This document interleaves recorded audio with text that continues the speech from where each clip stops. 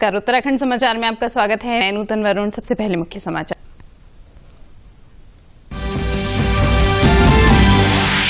मुख्यमंत्री त्रिवेंद्र सिंह रावत ने की शहरी विकास मंत्रालय की समीक्षा, केंद्रीय योजनाओं पर विशेष ध्यान देने को कहा। मसूरी और देहरादून में स्मार्ट पार्किंग बनाने के निर्देश।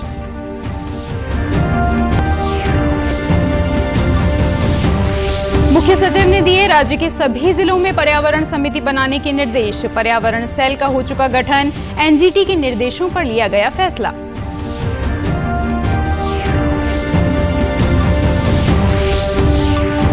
केंद्रीय पोर्टल पर कराना होगा होटल, धर्मशाला और होमस्टे का पंजीकरण। पौड़ी में पर्यटन विभाग संचालकों को कर रहा जागरूक, कोरोना से बचने के लिए दे रहा जानकारी। और राज्य में पहली बार होगी हिम तेंदुओं की गणना। 2021 में जारी किए जाएंगे गणना के आंकड़े। उच्च हिमालयी क्षेत्र के 10 वन प्रभागों में लगाया जाएगा हिम तेंदुओं का पता। और अब समाचार विस्तार से।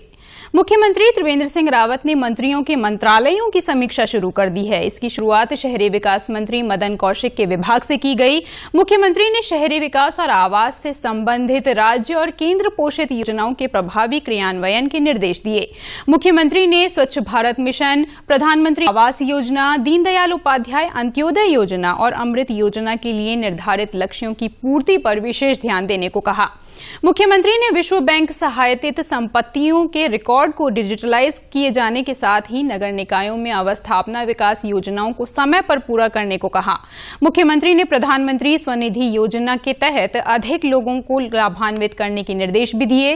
साथ ही इसके लिए अधिकारियों को नामित करने के निर्देश भी दिए। मुख्यमंत्री ने पर्वतीय क्षेत्रों में बस अड्डों और पार्किंग निर्माण की योजनाओं में तेजी लाने को कहा। साथ ही पर्यटन स्थल नैनीताल और मसूरी में स्मार्ट पार्किंग की दिशा में भी योजना बनाने के निर्देश दिए। मुख्यमंत्री ने निकायों के मास्टर प्लान तैयार करने पर भी ध्यान देने को कहा। इसके लिए धनराशि उपलब्ध कराई गई है। मुख्यमंत्री ने ऑनलाइन मैप अप्रूविंग सिस्टम को प्रभावी बनाए जाने के साथ ही इस संबंध में जो नियमावली तैयार की जानी है उसका ड्राफ्ट आगामी कैबिनेट के समक्ष रखने को भी कहा। इस दौरान अधिकारियों ने विभिन्न योजनाओं के तहत चल रहे कार्यों के बारे में मुख्यमंत्री को जानकारी दी। मुख्य सचिव ओम प्रकाश ने बताया कि अब प्रत्येक जिले में एक पर्यावरण समिति गठित की जाएगी। उन्होंने बताया कि नेशनल ग्रीन ट्रिब्यूनल एनजीटी के निर्देशों के आधार पर यह निर्णय लिया गया है। इसके लिए राज्य स्तर पर मुख्य सचिव की अध्यक्षता में पर्यावरण सेल का गठन भी किया जा रहा है। उन्होंने बताया कि गंगोत्री से ऋषिकेश तक गंगा का पानी पीने योग्य है। ऋषिकेश से हरिद्वार और उससे आगे राज्य की सीमा तक गंगा का पानी नहाने योग्य है। मुख्य सचिव ने कहा कि राज्य में 32 सीवेज ट्रीटमेंट प्लांट बने थे, जिनमें से 29 बनकर तैयार हो चुके हैं। बाकी 3 में से 2 दिसंबर माह तक और 1 मार्च 2021 तक बनकर तैयार हो जाएगा। उन्होंने बताया कि गंगा के तटवर्तीय शहरों में सॉलिड वेस्ट मैनेजमेंट के 17 प्रोजेक्ट लगाए जाने हैं, जिनके लिए केंद्र से मिलने वाली 35% धनराशि की पहली किश्त जारी हो चुकी है। इन पर 65% धनराशि राज्य सरकार वहन करेगी। एनजीटी ने आदेश किए थे पहले कि प्रत्येक जो जनपद हैं वहां पर एक कमेटी होगी इन्वायरमेंट रिलेटेड, और जो गंगा जहाँ बहती है स्टेट्स में खास तौर पे, और अभी जहाँ तक गंगा में जो वाटर क्वालिटी की स्थिति है कि ऋषिकेश तक का पानी जो है वो गंगोत्री से ऋषिकेश तक का पानी ये पीने लायक, और ऋषिकेश से हरिद्वार के आगे तक जहाँ तक राज्य की सीमा है वहां का पानी नहाने लायक है। केंद्रीय पर्यटन मंत्रालय की ओर से एक पोर्टल बनाया गया है, जिसमें सभी होटल, धर्मशाला, गेस्ट हाउस, होम स्टे और आश्रम संचालकों को पंजीकरण कराना होगा। इसके लिए पौड़ी जिले में पर्यटन विभाग ने काम करना शुरू कर दिया है। इसके तहत कोटद्वार में होटल व्यवसायियों, धर्मशाला और होम स्टे संचालकों के साथ जिला पर्यटन अधिकारी पौड़ी ने बैठक की। जिला पर्यटन अधिकारी खुशहाल सिंह नेगी ने बताया कि कोरोना महामारी को लेकर पर्यटन स्थलों के सभी होटल व्यवसायियों को कोरोना से बचाव के उपाय के लिए जरूरी दिशा निर्देश दिए गए हैं। उसमें कोविड से संबंधित जानकारी उनको दी गई है और जो सावधानियां बरतनी है पर्यटकों के साथ और जो स्टाफ है उन लोगों के साथ जो सावधानियां बरतनी उसके संबंध में उनसे चर्चा की गई है। और उसमें मेनली तो वही है कि मास्क जरूरी लगाएं, हाथ को धोएं और डिस्टेंसिंग में रहें। तो अन्य चीज़ें हैं जैसे रूम को सैनिटाइज करना, रेस्टोरेंट को सैनिटाइज करना। होटल व्यवसायी योगेश धस्माना ने कहा कि सभी लोगों को कोरोना से बचाव पर ध्यान देना चाहिए ताकि होटल में काम करने वालों और होटल आने वाले पर्यटकों को कोरोना से बचाया जा सके। उत्तराखंड में पहली बार उच्च हिमालयी क्षेत्रों में रहने वाले हिम तेंदुओं यानी स्नो लेपर्ड की गणना होगी। ये गणना 2 नवंबर से शुरू होगी और पहले चरण की गणना 20 दिसंबर तक चलेगी। सिक्योर हिमालय परियोजना के तहत उच्च हिमालयी क्षेत्र के 10 वन प्रभागों में हिम तेंदुओं का पता लगाया जाएगा। इन प्रभागों के 12,800 वर्ग किलोमीटर क्षेत्र को 80 ग्रिड में बांटा गया है, जिनमें 80 टीमें गणना करेंगी। उत्तराखंड में हिम तेंदुओं की मौजूदगी दर्ज की जाती रही है। उत्तरकाशी, टिहरी, रुद्रप्रयाग, पिथौरागढ़, बागेश्वर, बद्रीनाथ और केदारनाथ वन प्रभागों के साथ ही Nanda Devi biosphere reserve, Gangotri national park और गोविंद वन्यजीव विहार के उच्च हिमालयी क्षेत्रों में देखे जा चुके हैं। वन मंत्री हरक सिंह रावत ने बताया कि इसके लिए कार्मिकों को प्रशिक्षण दिया जा चुका है। 4 चरणों की इस गणना के नतीजे अगले साल सार्वजनिक किए जाएंगे। इसमें हिम तेंदुओं के फुटमार्क, मल के नमूनों लेने के साथ ही उन्हें प्रत्यक्ष भी देखा जाएगा। 4 चरणों की इस गणना के नतीजे अगले साल घोषित किए जाएंगे। देखो, हिम तेंदुआ के लिए हमने एक पूरा प्रोजेक्ट बनाया है, उसकी स्वीकृति हो गई है। उसके लिए भी हमने कैंपा के माध्यम से धनराशि दी है। उसके लिए कार्यदल संस्था बना दी गई है, शासनादेश हमने जारी कर दिया है। और मतलब ये मैं सोचता हूँ हिंदुस्तान के अंदर ये पहला प्रयास है जो हिम तेंदुए पर कोई प्रदेश सरकार काम कर रही है। गणना में स्थानीय निवासियों, सेना, आईटीबीपी के जवानों और चरवाहों की मदद भी ली जाएगी। इसके बाद जगह जगह कैमरा ट्रैप लगाकर इनकी तस्वीरें भी ली जाएंगी। हल्द्वानी स्थित संभागीय परिवहन कार्यालय में वाहनों के ई-फिटनेस का काम शुरू कर दिया गया है। वाहन स्वामियों को वाहनों की फिटनेस कराने के लिए ऑनलाइन ही गाड़ी के दस्तावेज जमा कराने होंगे। परिवहन विभाग के कर्मचारी सॉफ्टवेयर के जरिए वाहनों के दस्तावेज चेक कर उनको कुछ ही मिनटों में फिटनेस प्रमाण पत्र जारी कर देंगे। संभागीय परिवहन अधिकारी राजीव मेहरा ने बताया कि ई-फिटनेस के माध्यम से यह काम में पारदर्शिता आएगी। साथ ही वही वाहन चल पाएंगे जिनके दस्तावेज सही होंगे और वाहन चलने लायक होंगे। इससे दुर्घटनाओं में भी कमी आएगी। अब टैब के माध्यम से जो है वाहनों की फिटनेस होगी और इसमें किसी वाहन के जो भी उसके वैध प्रपत्र हैं वो सीधे जो है वाहन फोर्स सॉफ्टवेयर से टैब में आ जाएंगे और उसके जो भी चेक पॉइंट्स हैं उनको हमारे टेक्निकल अधिकारी देख के जो है उनको उसमें ओके करेंगे। यदि किसी प्रकार की कोई कमी है तो उसको इसमें जो है वाहन की जो फिटनेस है उसको फेल कर दिया जाएगा। दूसरा इसमें है कि जो हमारे टेक्निकल अधिकारी उनके लिए बाध्य हो गया है कि जिस वाहन की फिटनेस करेंगे, फिटनेस करने के बाद उस वाहन के कम से कम 5 फोटोग्राफ खींचकर वो उसमें टैब में अपलोड करेंगे। तीर्थ नगरी हरिद्वार में गंगा के किनारे बने घाटों पर अब गंदगी नजर नहीं आएगी। घाटों को जिले की ही स्वयंसेवी संस्थाएं गोद लेकर उनका रखरखाव करेंगी। घाटों पर गंदगी रहने और अराजक तत्वों के जमावड़े के कारण लोग घाटों पर घूमने नहीं जा पाते हैं, लेकिन जिला प्रशासन ने एक नई पहल की है। अब इन घाटों को स्वयंसेवी संस्थाओं को गोद दिया जाएगा जो इन घाटों का रखरखाव करेंगी, साथ ही इनके सौंदर्यीकरण पर भी ध्यान देंगी। हरिद्वार के जिलाधिकारी सी रविशंकर ने बताया कि फिलहाल प्रयोग के तौर पर कुछ घाट स्वयंसेवी संस्थाओं को दिए गए हैं। उन्होंने कहा कि इसके परिणाम अच्छे देखने को मिल रहे हैं। इन घाटों पर साफ सफाई और सौंदर्यीकरण के बाद पर्यटकों की संख्या में भी बढ़ोतरी होने की उम्मीद है।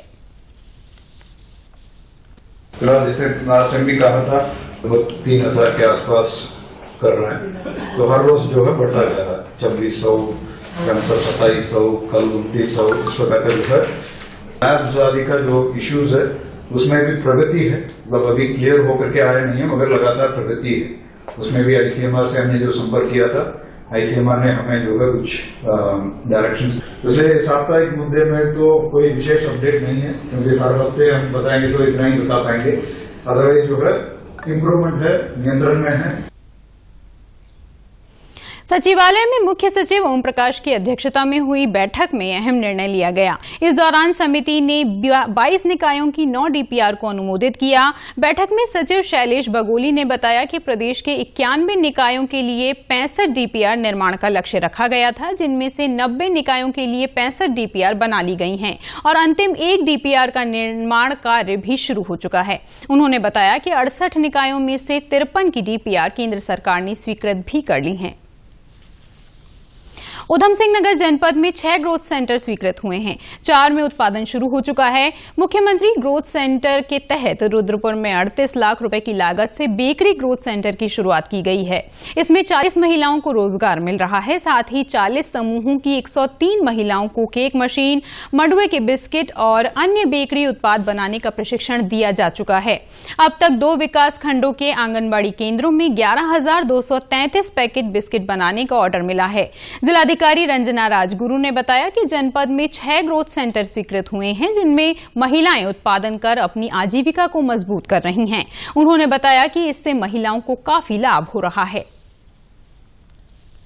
पूरे हमारे जनपद में उधम सिंह नगर में 6 ग्रोथ सेंटर स्वीकृत हुए हैं, जिसमें 4 ग्रोथ सेंटर पूरा वहाँ पे महिलाएं काम कर रही हैं। एक तो हमारा बेकरी उद्योग है, दूसरा एक मसाला उद्योग है, तीसरा डेयरी का है और चौथा हस्तशिल्प का है जो खटीमा में है। तो 4 ग्रोथ सेंटर हमारे काम कर रहे हैं और 2 ग्रोथ सेंटर पे अभी शुरू नहीं हुए हैं। उस पे विभागों द्वारा अपनी कार्रवाई की जा रही है। एक मत्स्य का है, एक उद्योग विभाग का है।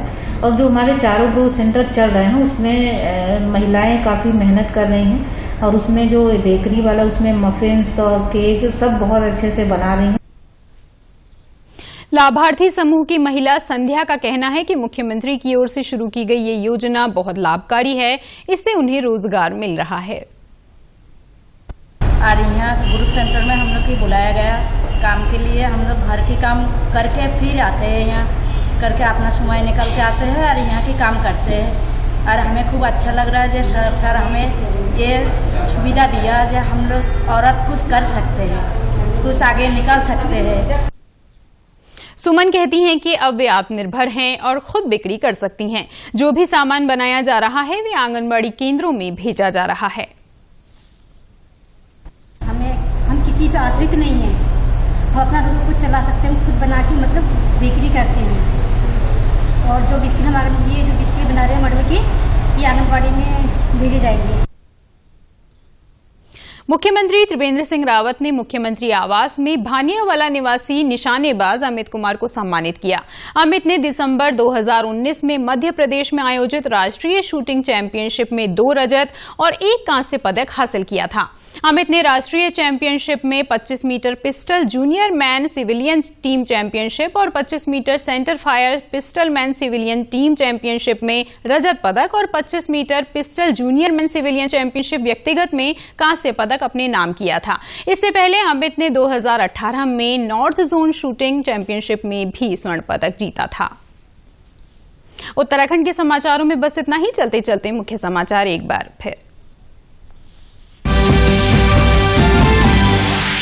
मुख्यमंत्री त्रिवेंद्र सिंह रावत ने की शहरी विकास मंत्रालय की समीक्षा। केंद्रीय योजनाओं पर विशेष ध्यान देने को कहा। मसूरी और देहरादून में स्मार्ट पार्किंग बनाने के निर्देश।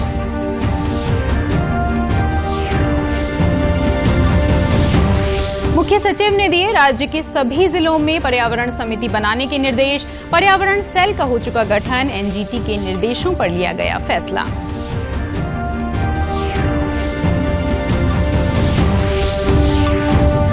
केंद्रीय पोर्टल पर कराना होगा होटल, धर्मशाला और होमस्टे का पंजीकरण। पौड़ी में पर्यटन विभाग संचालकों को कर रहा जागरूक।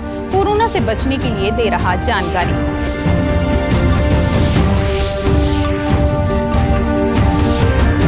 और राज्य में पहली बार होगी हिम तेंदुओं की गणना। 2021 में किए जाएंगे गणना के आंकड़े।